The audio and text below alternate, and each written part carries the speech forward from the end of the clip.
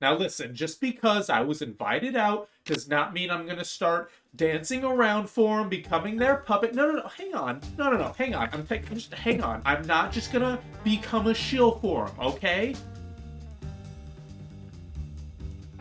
FC 26 will revolutionize. I'm not gonna lie, I am just as surprised as the rest of you, okay? I did not expect to be in Vancouver, Canada, playtesting a game that I've been regularly criticizing for nearly half a decade, but you know, there I was, talking to developers of FC 26 and witnessing the worst arcade basketball performance I have ever seen, courtesy of Zwayback. More like Zway Brick, am I right?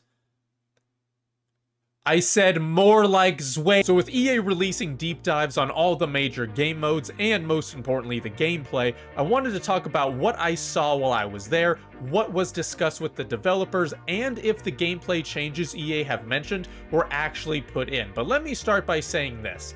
I'm still going to honestly and earnestly review the game as best as I possibly can. But I can understand why someone might shill out for the game. Now, hang on. Listen, I'm not saying I like it or would do it. I'm not saying I respect anyone who would, because honestly, it is a spineless thing to do. What I am saying is that it would tempt a weaker person, and I'll explain in a second. Let's begin with the fact that I had no intention of ever being invited to an event like this. Like I said earlier, I was surprised anyone would want to invite me in the first place, because yeah, I mean, it makes sense, right? But then I was messaged by Nate, the foot accountant, and he helped me get in contact with a rep at EA who said that they were very interested in getting me out to the event.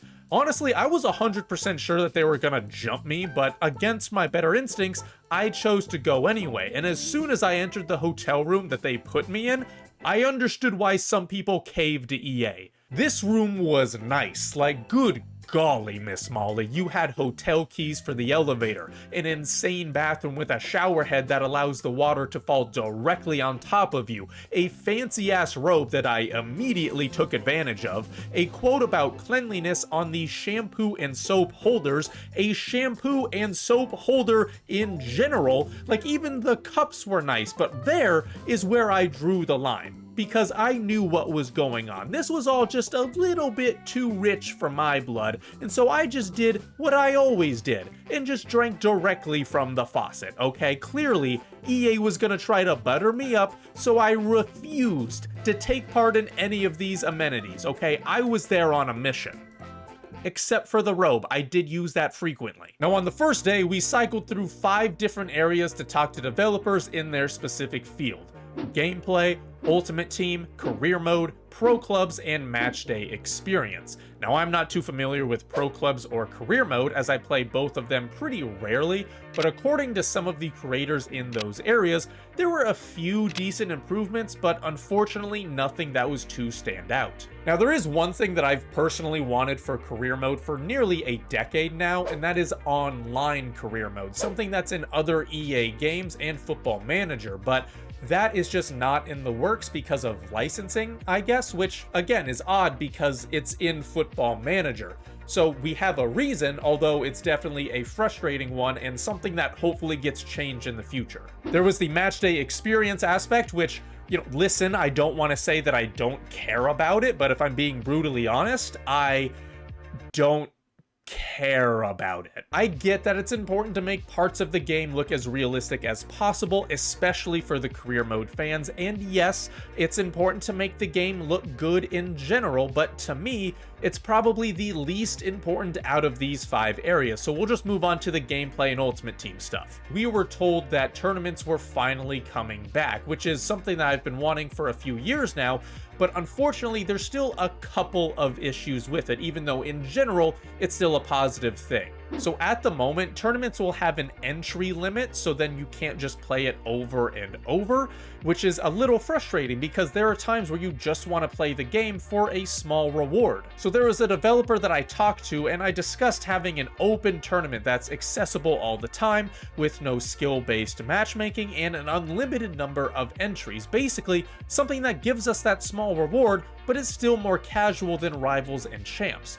The developer unfortunately said that while this could be added, it wouldn't be in the game right away, so hopefully it is something that gets put in at some point. There's also gauntlets, which look interesting because of the requirement of new players for every single match you play, forcing players to have multiple squads and keep those early game cycle legends. Now for both of these additions, the squad and just general entry requirements as well as the rewards are going to kind of determine how useful these game modes actually are. You know, unless gameplay still sucks, then it doesn't matter. There's also some updated changes for rivals and champs, but honestly, I'm not too thrilled about them. Challengers, the new weekend league for lower rated players, is a good addition, I suppose, basically becoming the Europa League of Ultimate Team, but I'm not a fan of the entire rival system to begin with, and the additions, namely bounties and duels, didn't change my mind about that.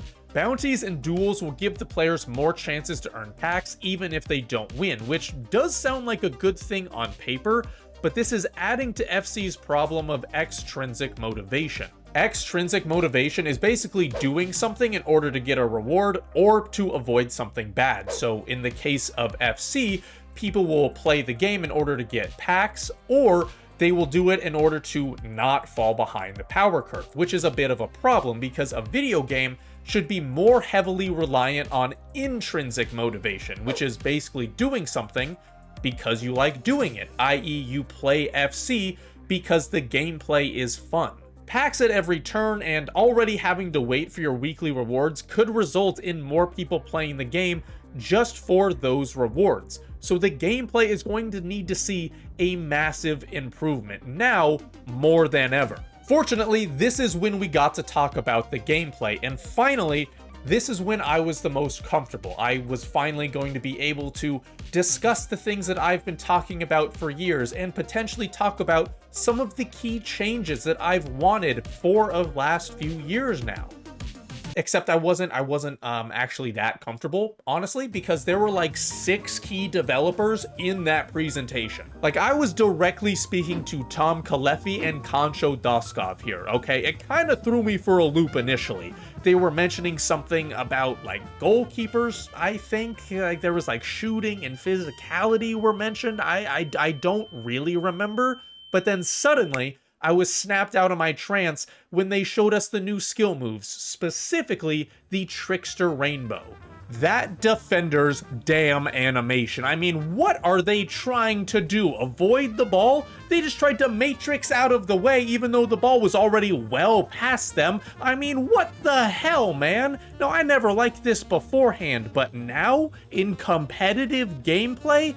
Hell no. As soon as the presentation finished, I brought this up and said it doesn't make sense for this to happen in an online match, especially if I'm the one controlling the defender. Now in career mode, authentic gameplay, sure, like maybe that's a little bit more understandable, but online in competitive gameplay, no, absolutely not. I told them that straight up, and I'm sure you could guess how they responded. They agreed.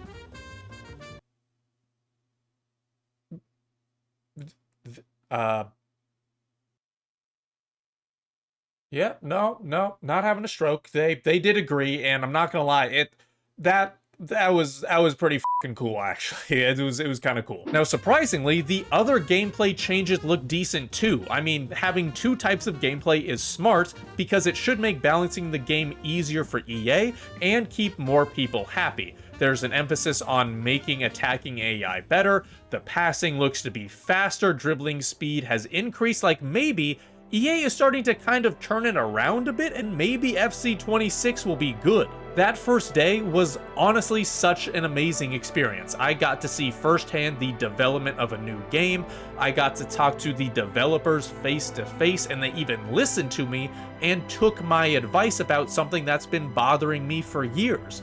It's an experience that my 10-year-old self wouldn't possibly believe, so being able to make that kid's dream come true is genuinely nothing short of remarkable and something that makes me proud. But then I noticed something. My hotel room had a window looking directly into the shower. It's not a door, it doesn't open, there's even blinds to drive home the point that it's a window. And what do you do with windows? You look through them. This was a window to see people getting all sudsed up, and it made me realize it's a cuck shower. Now, most hotel rooms have a cuck chair, but this room did not have one, and it made me think that I stumbled upon the only hotel room in the world without something cuck related, but this window was right in front of me the whole time. Was this EA's way of mocking me? Of trying to throw me off? Yeah, people can watch others get dirty in a dirty situation, but EA was trying to say that they'll make me feel dirty even when I'm getting clean. They were trying to say that they'll always be around. They were trying to say that they will always be in control.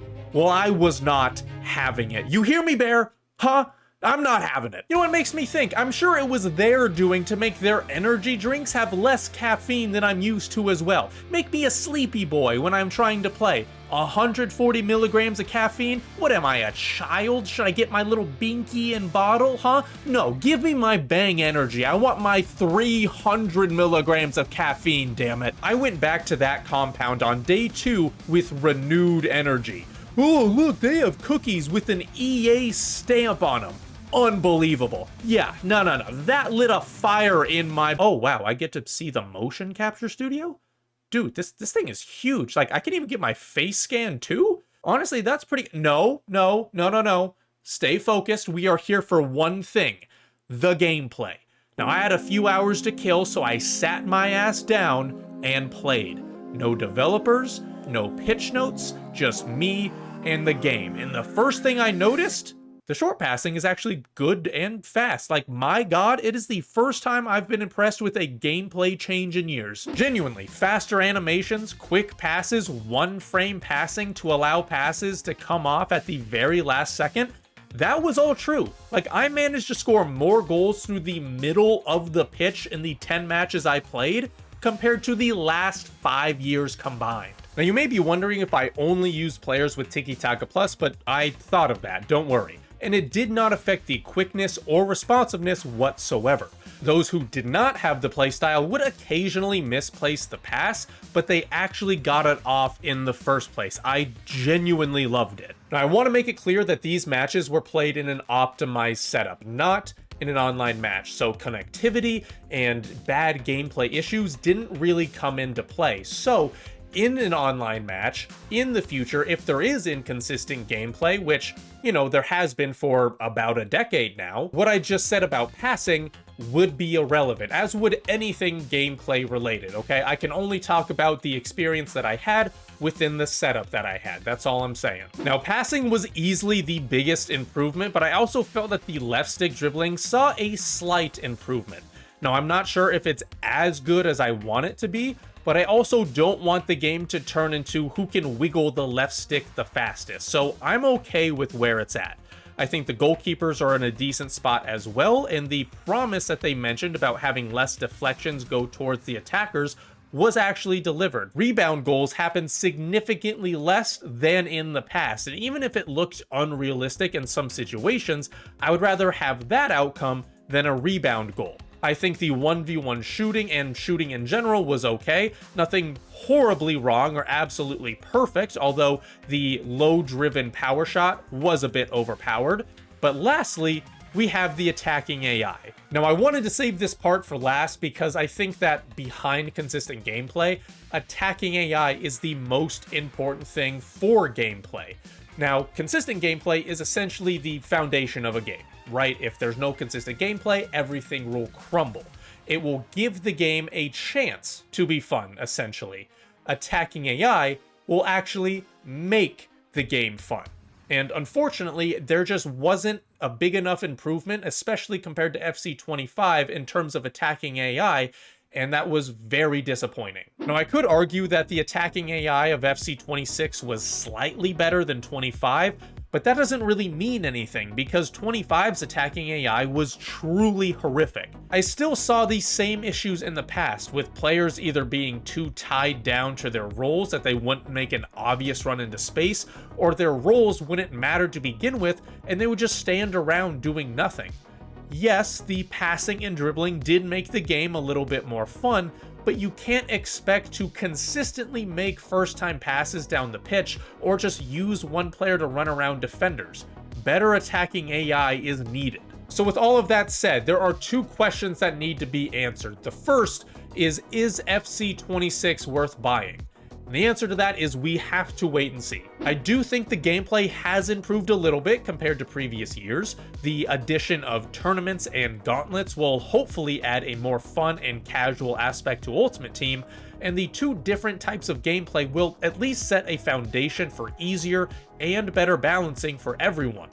Saying this, it all depends on the consistency of the gameplay. We all know that servers can get overloaded quickly and cause delays, both for menus and gameplay. Plus, patches can come in and cause problems later on in the game cycle as well.